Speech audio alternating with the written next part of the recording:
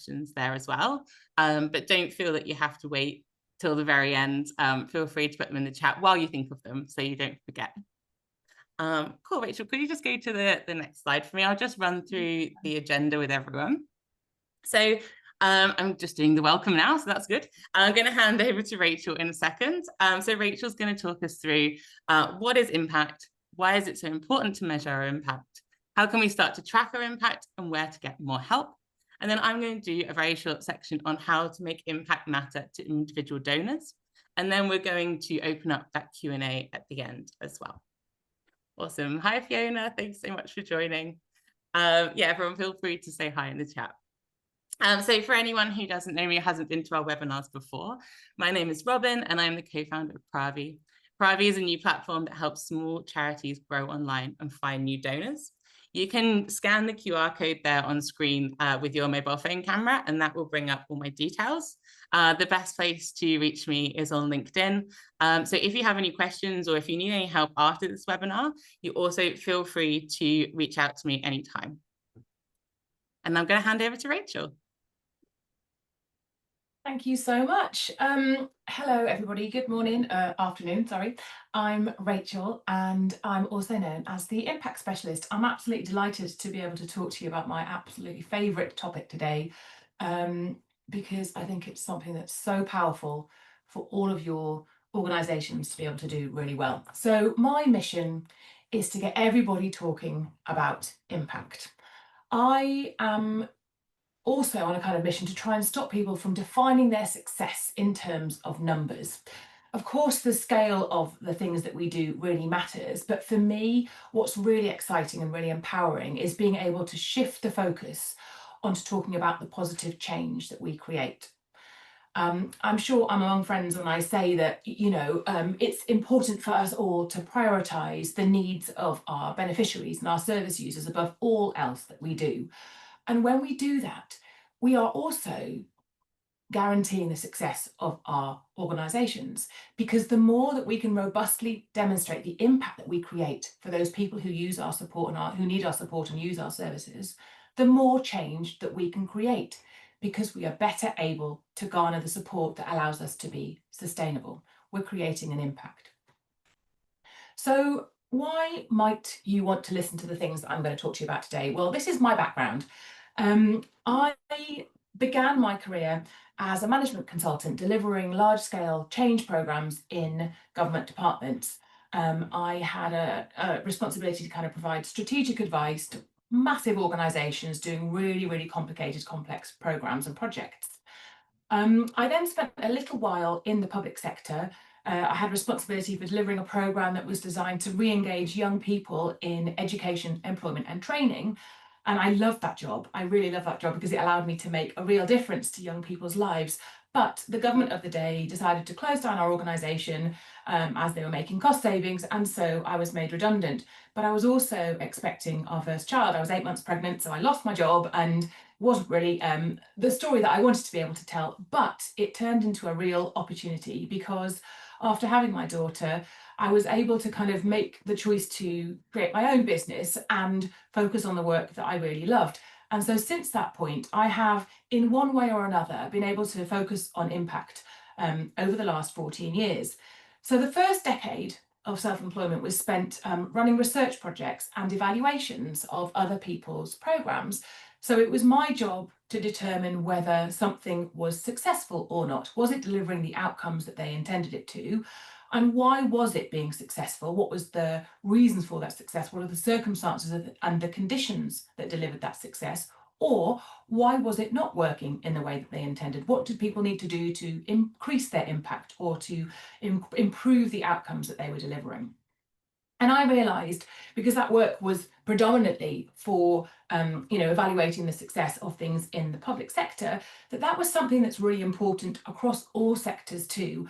And so I have now made my entire focus on impact, and I run a multi-award winning business that does just that.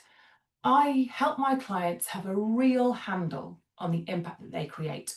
I give them ways to talk about their impact. I help them create the tools, the systems, the processes that they need to be able to measure and demonstrate their impact.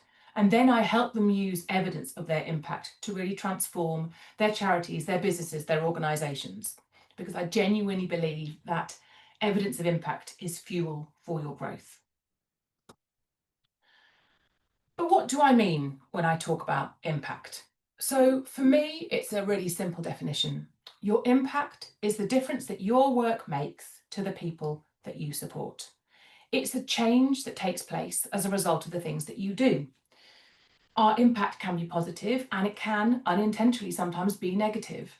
Often our impact feels like it's impossible to pin down. It's not always something that you can hold in your hand. It doesn't feel tangible or countable or measurable. But I am here to prove that that is true. It is possible to measure the change that we create, and it is vital for charities to be able to do that well. The point at which I kind of realised how important it was to share this skill with other people was actually when I did a piece of work for the RAF. And I met a gentleman who was in charge of their STEM outreach programme for young people. So he had a team of volunteers who would go out to schools across the country delivering exciting, really engaging STEM activities. STEM is science, technology, engineering and maths for young people across the UK. And he came to me and he said, look at my impact report. And so I was delighted to be able to share his excitement for this. And I had a look at the document and it was beautiful. It was a really weighty, beautiful brochure. And it was filled of gorgeous images of young people doing some really cool things. And it was also full of numbers. And it told me how many sessions he'd run. It told me how many places he'd been to, how many schools he'd reached, how many young people had taken part, the breakdown of the kind of demographics of those young people, boys versus girls, ethnicity, ages, all kinds of different things. And it was almost entirely numbers. And so I was kind of left wanting to ask questions, and I was brave enough to do so. And I kind of went, so what? So what changed as a result of all of that scale of the delivery that you have so well documented? Because those numbers were really impressive, they really were. But I wanted to know what had happened as a result of all of that activity. What is different for those young people after having been to some of his sessions? And he said, oh, you can't measure that stuff. You can't prove it, you can't measure it. And I said, but you can. And I did. And I went on to run a piece of work for him that did exactly that. And through our research project, I showed him how we could get proof of all kinds of wonderful things, how he had raised young people's aspirations, how he had shown young people that there were careers out there that they never knew existed, and that even if they did know about, they didn't think were within their reach. They didn't think they were accessible to them. I helped him prove that he was inspiring young people, getting them excited about subjects they never knew about before, how in turn those children went back to school and were well engaged and better behaved in their science lessons because they'd found this passion they didn't know about. And so I gave him a report at the end that was very different to the one he gave me at the start, which proved this difference he was making, proved his impact. And he has now been able to use that as a really kind of foolproof, no argument tool when it comes to setting their budgets every year. It's a no-brainer. They will continue to invest in this outreach program because he has real fundamental proof, not only of the scale of what he's delivering, but of the impact that they are creating and how important that is in the lives of children and young people. So that just demonstrates that being able to measure the things that feel unmeasurable, intangible, is so crucial. And we're going to talk more about how to do that sort of thing today. So I think it's fundamental for charities to invest time and energy and maybe money in being able to prove your impact. If you are confident about your impact, if you can confidently articulate your impact, it's what you become known for. It shows your values and your purpose in action. It gives you credibility. It creates transparency. It brings your organization's mission to life. Impact evidence can give you confidence that you are supporting your beneficiaries or your service users in the best way possible. If you understand the impact that you're having, you can become empowered to refine, improve, tailor, increase your services. If you have a good bank of impact evidence, you are able to capture the difference that you're making to the lives of the people you support. You have social proof that what you do is effective and it works. You have integrity. It gives you all kinds of powerful ammunition, and it also gives you evidence that you can use to apply for funding, to win awards, to recruit new supporters and volunteers, and so much more. So I think it's a fundamental thing that we all need to be able to do, and I'm here to help you get started with that today. So let's dive into this in a little bit more detail. 1 second. How can impact evidence show that you're making a commitment to your beneficiaries? Well, we can, with the best intention, design the services that we want to deliver, thinking that we know how they're going to land. But we will always be doing that from our perspective and from our position of bias and our whatever lens that we're looking at the world through. So if you review your impact, then you're making a commitment to really understanding the experience of your service users or your beneficiaries. You're thinking about the things that you do from their perspective and ensuring that what you're doing is meeting their needs, it's fit for purpose, and it's delivering the support that they require. If you can confidently, robustly prove the difference that you're making beyond simply talking about the scale of the things that you do or listing the activities that you deliver, if you can really well, articulate the difference that you've made, the change that's resulted from the work that you do, it becomes so much easier for funders to want to support you, because they will be persuaded that their money will be going to good use, that they will be also part of something that is creating big change in society, improving the outcomes of a certain group or a certain cause. And it's much easier for somebody to make an investment choice if they know that good is going to come from that decision. Reviewing your impact gives you accountability. It shows that you care about the quality of what you're doing, that you have an integrity in delivering things in the most efficient and effective ways possible.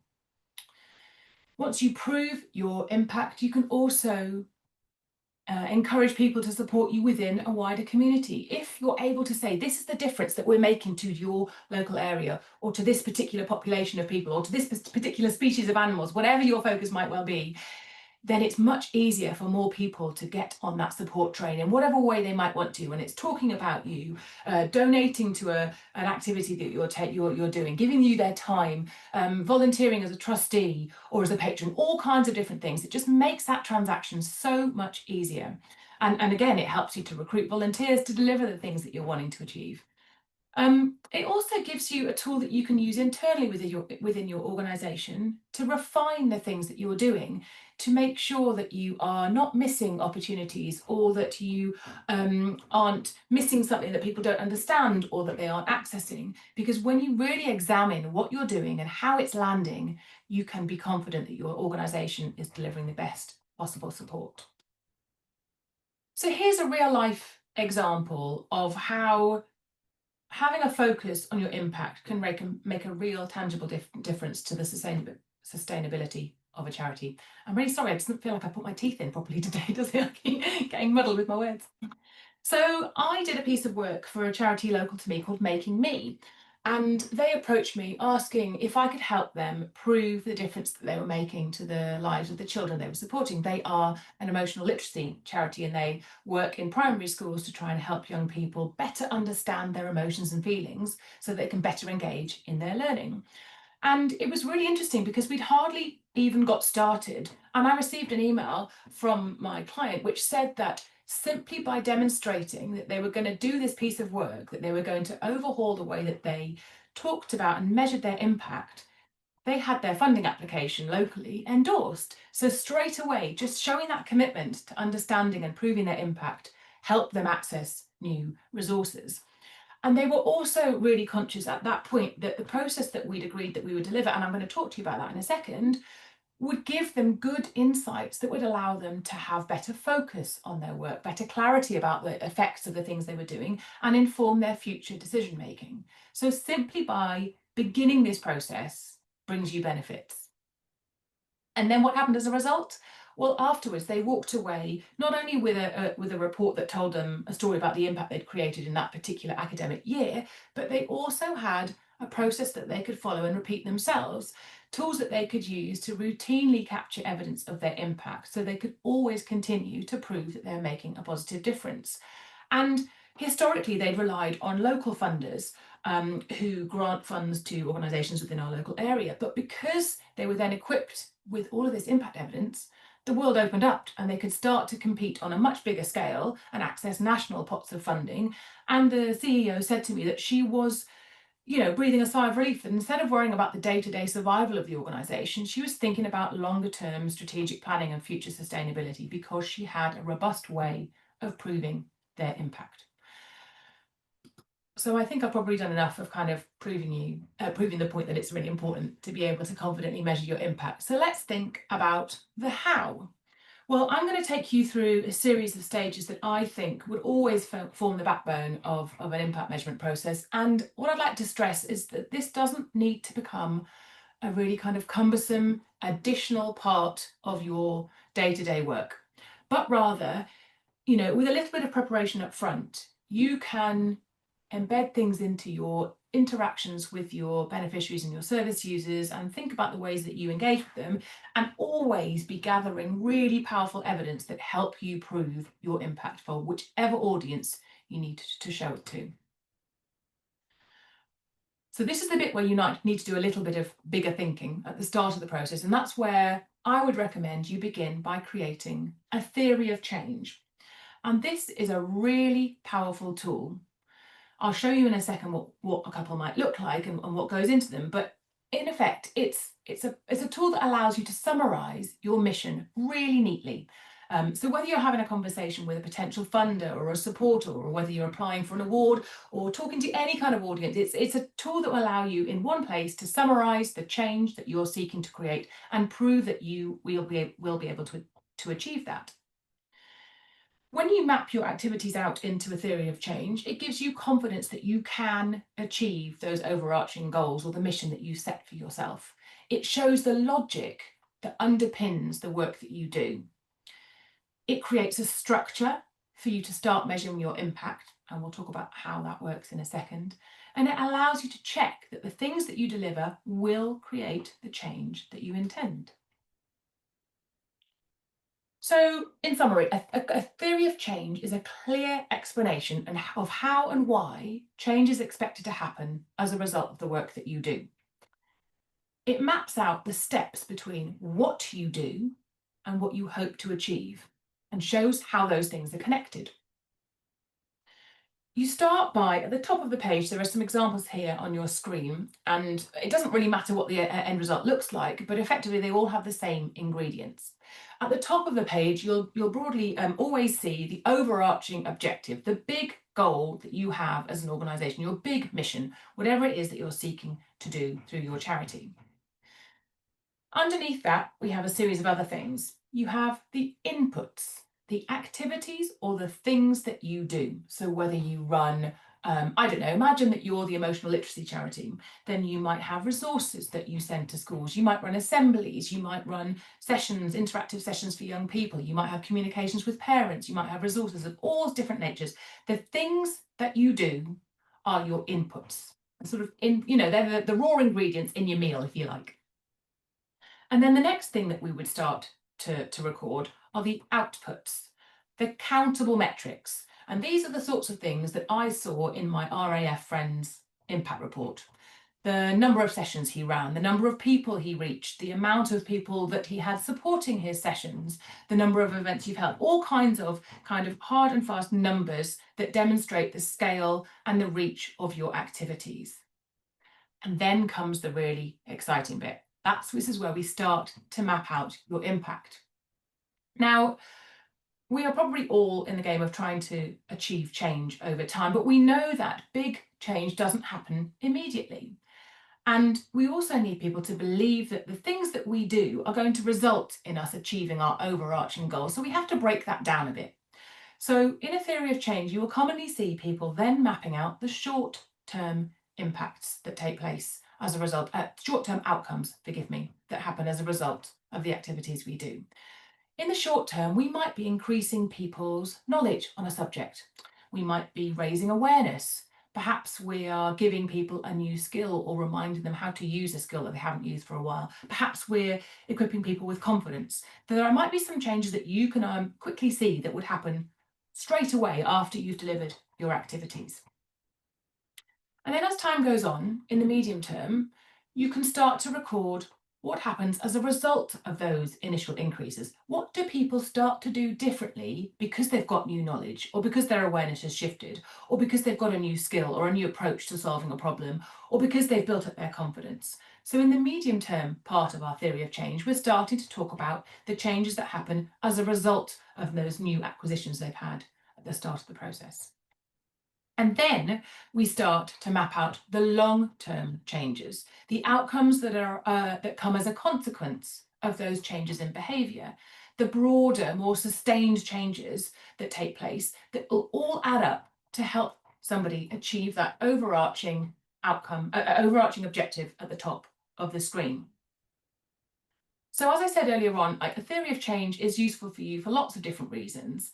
One of which is summarising in one place what it is you're doing, how the things that you do combine to create the change that you want to achieve. But for my purposes, it's also really important because it gives me clues about the sorts of things I need to be able to prove when I'm demonstrating your impact. We've written down a series of countable metrics, your outputs, so we need to go and check that you are delivering those things. And we've written down a series of outcomes, of changes that are going to take place as a result of the work that you do. So we also need to find a way of proving that those changes have taken place as we demonstrate your impact. And we'll talk about how to do that next. But before we start thinking about measuring change, it's really important to establish a baseline. Because if we can't show where somebody has begun their journey with us, it's harder for us to demonstrate what's shifted as a result of the support we've given them or the work that we've done with them. So the next thing, once you have developed a theory of change, the next thing I would suggest that you do is find a way of gauging the start point of your service users or your beneficiaries when they come into contact with you. What does the problem that you're trying to solve look like for this person right now? Have a look at the outcomes that you've written down in your theory of change and start capturing information about where they are in relation to those things. So if we are the charity that's improving young people's emotional literacy, let's think about where those children are today. What things are they struggling with now? And what is that stopping them from being able to achieve? And how well are they able to do the things that you would like to influence? Creating a baseline doesn't need to be cumbersome, overwhelming, totally, a massive academic study. It can simply be that there's a questionnaire or something that you run through with a new service user when they come into contact with you. And it's a way of you gauging where they are at the beginning of their work with you. So that's the thing I would recommend that you start to do, routinely capturing a baseline set of evidence and store that somewhere securely. Now is our chance to start capturing evidence of the impact that we're creating. So we do that in two ways. We want to have systems that allow us to count the outputs from your theory of change. So systems, whether it might be your CRM, for example, where you can kind of log the amount of activities that you run, the reach that you are achieving, the people that you are getting to, demographic information. The types of support you deliver, the number of things in that menu of ingredients that you had to start with, how many of each of those things are you delivering? And then we need to start capturing some qualitative evidence which allow us to illustrate those softer outcomes, those things that I said people often feel are unmeasurable, uncountable. It is absolutely possible to prove that those changes have occurred, but you use a different set of tools. So you might have a survey that you run routinely with your service users. And a survey is a really good tool to give you breadth of data collection because you can reach a lot of people in one go, but perhaps less good in giving you depth and quality of information. So you might use a survey to do some sort of checkpoints with people about where they might be up to with some really simple multiple choice questions, and you can reach a lot of people in one go and get some gauge the progress they've made on the certain markers that you set at the beginning of the process. But you can also use all kinds of other things to gather qualitative evidence, like interviews or workshops or focus groups. You can write case studies which illustrate the story of a person who's been through your charity, who's received your support. You think about where they started from, what they've done with you, and where they've ended up. And that is a really powerful way of demonstrating the impact that you have had on their life. All the time you're choosing these tools to use, make sure you revisit the questions that you asked in your baseline and you're checking where somebody is now. So if at the start of your time with me, your confidence was a real barrier and you weren't able to go to work, for example, how has that changed now? How confident do you feel about things now that we've spent time working together? And how does that manifest itself? What is different for you now as a result of the work that we've done together? So using qualitative tools allows you to capture evidence of your outcomes, the impact that you're creating over a longer period of time. And this again doesn't have to be cumbersome. You can do this informally on an ad hoc basis as long as you store the answers that you're getting. You don't have to create a really complicated study, as I said before. You can simply record these things as you talk to your beneficiaries and your end users. You can spend some time running a series of group conversations that don't feel kind of overwhelming or cumbersome, but just are an opportunity for them to talk about the difference that your support has made to their lives.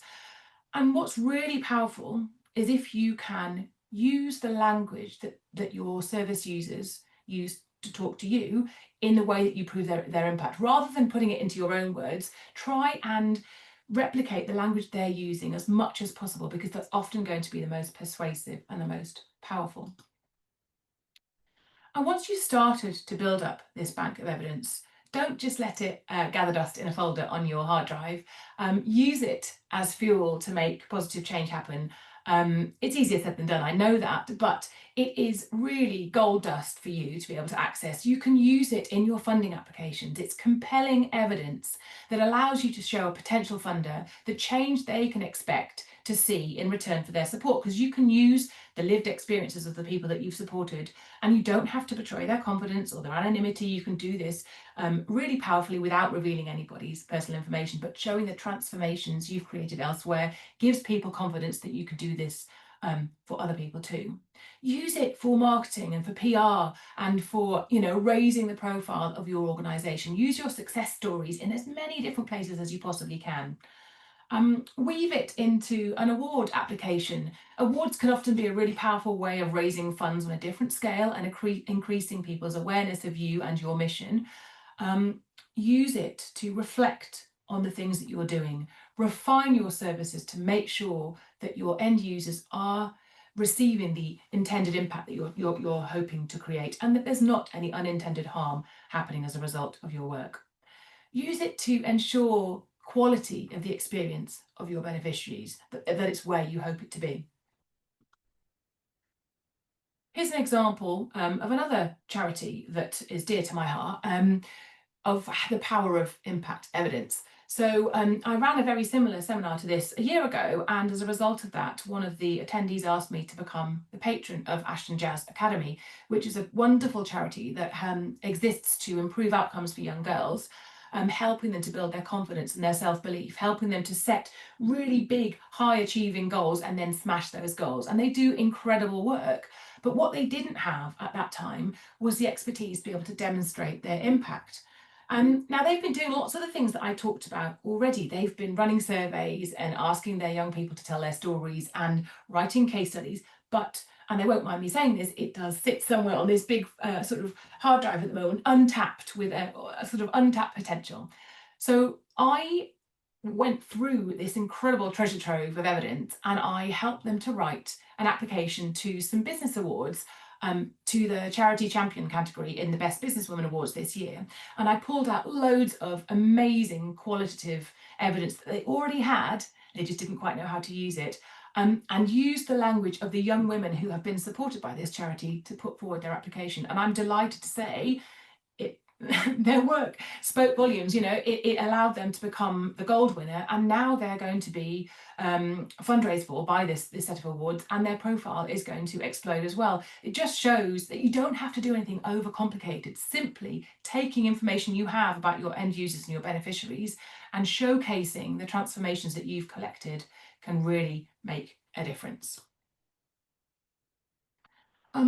So I'm going to hand over to Robin in a second, but just before I do so, just to say, it's my passion to help people be better able to demonstrate the impact that they create. I love being able to celebrate other people's success and amplify the change that they're creating in the world. So if you would like some assistance with this, on whatever scale, whether you just like to solve a problem, whether you'd like to figure out what to do with your bank of evidence, or design some really powerful survey tools, or how you might run some interviews with your beneficiaries, whatever it might be, you are very welcome to book a call with me, and I will spend an hour solving that problem with you.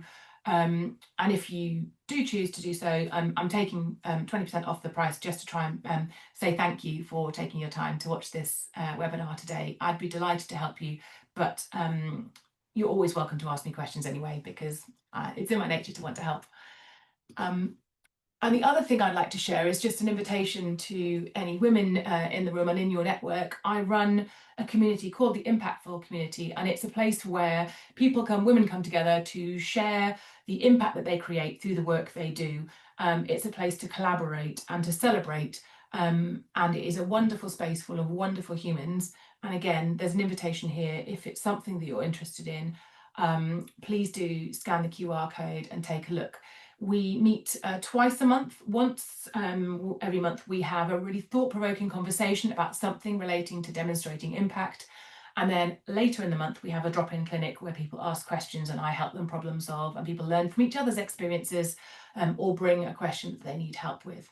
And you're warmly invited to come along if that's something that might be useful to you.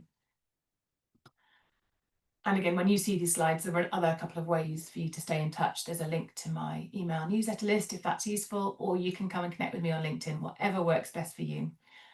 But that's my slides for now. I'm going to pause, take a drink, and hand over. Thanks so much, Rachel. I'm also going to share, so Rachel, if you stop sharing, I'll share my slides. I'm going to talk a little bit about impact and individual donors. But I also wanted to say, I am also part of Rachel's Impactful Community, and that's how we met. And so if that's something that appeals to you, joining a kind of network of like-minded women who are working in the impact space, I would highly recommend it as well. So I'm going to build a bit on Rachel's work, and then we're going to have an open Q&A as well at the end. But my work in Pravi is really completely focused on how I can help small charities grow online and reach more individual donors. And so I wanted to take some of Rachel's advice and kind of pull a little thread out of it and talk a bit about individual donors as well, because this is something I'm really passionate about, and it's also a pain point that I see in lots of organizations. How can we reach more people? How can we inspire people to donate or to volunteer or to participate in our organization? And so what Rachel's talked about here are these two things: that we need the data to be able to communicate our impact, but also that we want donors to feel why your impact matters. And so that's taking the data and then taking the emotion together to inspire action from people. So measuring our impact is vital, but it's the communicating our impact is what drives donations from individual people. And I found this study that I thought was really, really interesting. And I would actually recommend finding it online and sort of going more deeply into it, because it has some really interesting stats. But this is the Charitable Support Across Generations in the UK and Ireland study from the Blackboard Institute.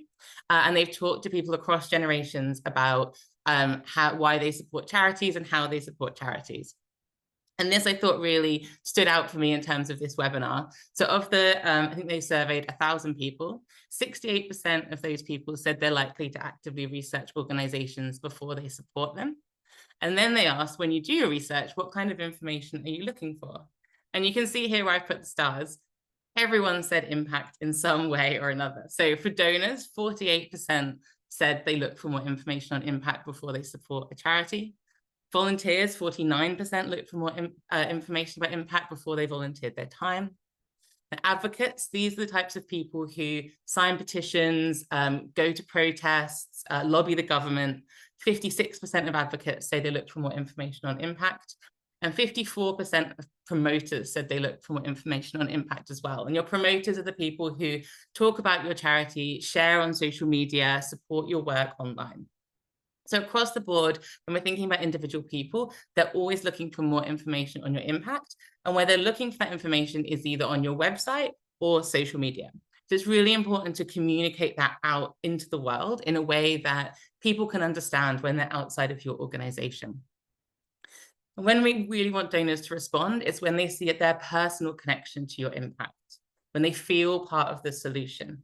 So it's not just about broadcasting to those individual people what you've done, but it's how can they be part of that solution?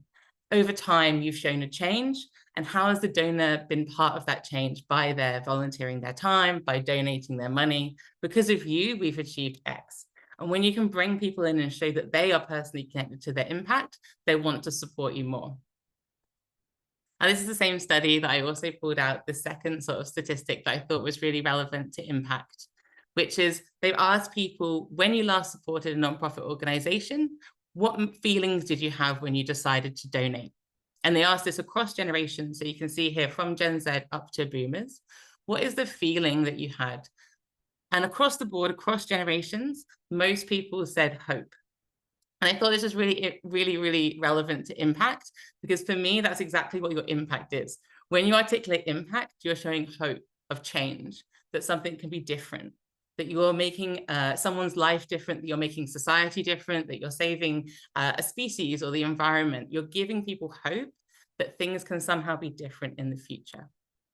And so much higher, as you can see here on screen, than sadness or anxiety or anger, the actual hope that things can change is the thing that inspired people to donate. I thought this was really relevant to think about when you're communicating your impact. How can you convey this feeling of hope to people? So another tip in terms of knowing your supporters and being able to communicate your impact to them is to build that picture of your typical supporter. So creating your content, creating your communications with these people in mind. So you might offer, say, 10 different services, but there might be certain ones that really resonate with your followers, your email subscribers, or your donors. And so it's about testing and tracking what is the messaging that really resonates with them? What do they really care about? And sometimes it could be something that if you're outside your organization, you don't have the full breadth of the work that you do, but there might be a certain program or a certain service that you offer that really resonates with people. So how can you communicate that with people more effectively and more clearly so that they want to be involved in the impact that you're making? And if we don't have any donors, how can we find out what people care about? So of course we can ask people. As Rachel said, you can ask your beneficiaries, you can ask your donors and supporters, what do they care about? Why do they decide to support your charity? When they first saw your content on social media or they first came to an event, what was it that stood out to them and made them want to support you? You can also look at your social media and website analytics. What are the posts that get the most engagement, the most comments, the most shares, the most likes? We can, of course, look at that publicly available research, like the example I gave in this webinar, that gives us insights into what people care about when they donate to charities. And then my platform, Pravi, also, we have a bunch of data that helps you understand the type of people who donate to different types of causes. So we look at data and we give you information about, in terms of gender, in terms of age, in terms of salary band, in terms of location, who are the people who are most likely to support your cause. And then final thought for me, when you're communicating your impact, when you're talking to the people who are supporting your charity, I think there's a real tendency, and like I know I've been there, it's like the feeling of you just need to get the update out. You just need to get the social media content created. You just need to get the email written. You just need to get something ticked off your list. But the reality is that for most of us, the donors and supporters of our charity are not in that work mindset. They're not reading our emails. They're not looking at social media when they're in work. They're usually doing it in their personal lives, in between, waiting for a bus, waiting to pick their kids up, waiting in the queue at the supermarket.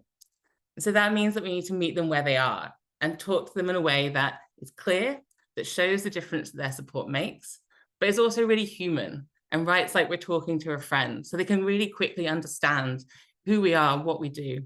And then finally, and I have seen this, I will say, the 90-page impact report or annual report is a really important document, but please don't just email that to everyone and expect them to read it. Pull out the highlights, make it really clear to them, share the impact that you've made in a way they can quickly understand and that resonates with them.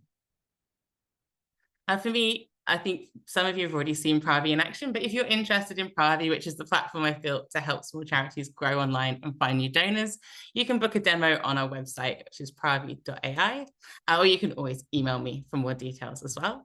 I'm going to stop sharing my screen in a minute, and I did have a few questions here that were submitted when people registered, but if you have questions for me or for Rachel, please feel free to put them in the chat as well. So there we go. Any questions? There you go, right back here. So let me stop sharing my screen for a second. Cool. How are we going for time? Okay, we're good. So I might start. I haven't got any questions in the chat yet. So Rachel, I might ask you maybe a couple that came in when people registered. Okay. If we're a charity and we support people who could be more vulnerable, so for example, if we are a charity that helps people with domestic abuse, how can we show our impact, but also protect the privacy of the people that we're supporting? Yeah, that's a really important question.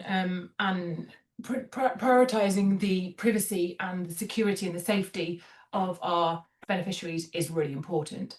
But I still think it's possible to demonstrate impact without compromising any of those things. So I would say you could create case studies or stories that tell an example journey of somebody that's received your support that might be inspired by a real life case, but wouldn't be giving away information about that person's life. So as long as you avoid including any details that would make them identifiable or that would compromise their safety or security, I think it's possible to talk about the transformations that you create in a way that does what you've talked about, you know, appeals to the emotions of the funders and the donors so that they can see, I feel a real compelling reason to support you, but without putting anybody at risk.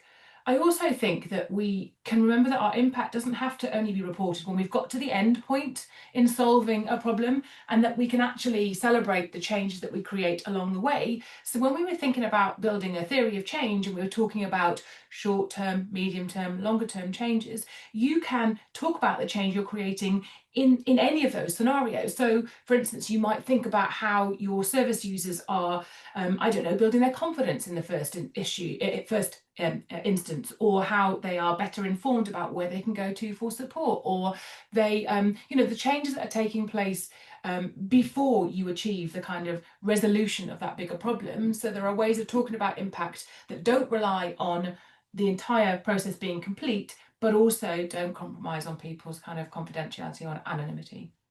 Yeah, absolutely. And actually, I just had one question, which is my question. So when you're doing a theory of change, when you're starting the process, whose responsibility is that? Where does that work Yeah, lie? that's a Is great this question. CEO, board of trustees, Yeah. everyone in the organization? Brilliant question, and I should have said that, so thank you. That's okay. I think the best theory of change is one that's done in a consultative fashion, and it's not something that's done at a senior level and fed down to the rest of the organisation, but actually it's something that's inclusive. So you might run a workshop where you bring representatives from all different kind of groups. It could be that you have your management team, but you also have your, you know, support workers, or your the people who run the sort of business operations inside your charity as well. I would say try and get as many groups as possible, because the more perspectives you have, the better able you are to articulate your impact. And also, when you have come up with that finished theory of change, you should have like a shared ownership of that. It should be the thing that underpins what you're doing. So it supports the operations side of your charity. It supports the activities of the volunteers or the workforce delivering the support. And it also, you know, endorses the messages that anybody at a more senior level might be sharing. So I think it's something that you do collaboratively. Sometimes having an external facilitator to sort of run that conversation can help, but otherwise make sure that you're inviting views from all different parts of your charity. Sometimes you might also want to include the end users if it's appropriate. You might do their contributions separately if that doesn't feel so natural to bring them into a bigger room. But having lots of people's different views on the impact that you're creating can be really, really beneficial to come up with the best possible version of a theory of change. And I think that stops it from going in the drawer, right? As Yes. well. It's like if it's just one person's like document that they've spent all their like time and they've done it all themselves and focused in it, then they don't have that emotional connection to other people. And that's when Yeah. sometimes I'm sure we've all had like plans, strategic plans and things that have just like been like, okay, cool. And then we just put it And in a never drawer, looked we at it never again. look at it again. Absolutely. And I think it can inform all of the things that you're doing. It kind of helps you understand the effectiveness of the work that you're doing. So if you're responsible for operations, it's more relevant there. But it's also about the quality of the support you're producing. And also, if you ask your end users, what impact have we had on your life? You can use them to help articulate impact that you hadn't even perhaps thought of. They will tell you things that have changed for them that might not even occur to you when you're delivering it from a sort of, inside out kind of perspective. And is it possible that sometimes you might also find that you're spending a lot of time doing things that actually don't contribute to your overall overarching goal or your Yes. end impact? And you might actually be like, hang on, why are we spending so much time doing X rather than Y? Precisely that. It allows you to see, if you offer a menu of support, but nobody's actually ever accessing this first thing on the menu, do you need to continue doing it? You probably don't. If it's not delivering any positive impact for anybody, save your energies, focus it elsewhere. Or perhaps it's that people don't know how to access that part of your support offering, and then that allows you to change the way that you present it or that you share it or you promote it. So it does allow you to make much better decisions about how you operate internally too. Awesome. So I was just seeing a couple of questions pop in the chat. So Julie, who in your experience leads the impact measurement Mm. process in small or medium charities? Is it an operational process that fundraising and delivery has significant interest in? So who should lead? Yeah, it's a great question. And I think when you are a small team, it's challenging, isn't it? Because, I'm really conscious that I don't want to add to people's workload. But actually, if you can incorporate some different practices into the way that you behave every single day, then it can be to the organization's benefit overall. I think in terms of the people who are delivering support, they have the best access to your end users, your beneficiaries. So they need to be included in decisions about how you gather evidence so that they know what they're doing, they know how to ask those questions sensitively, and it's not an extra add-on, it's part of the course of the work that they do.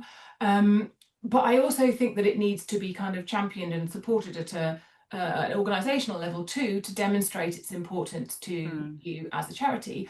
I fundamentally believe that the better able you are to demonstrate your impact, the better able you are to help more people, because you can prove that your work is effective.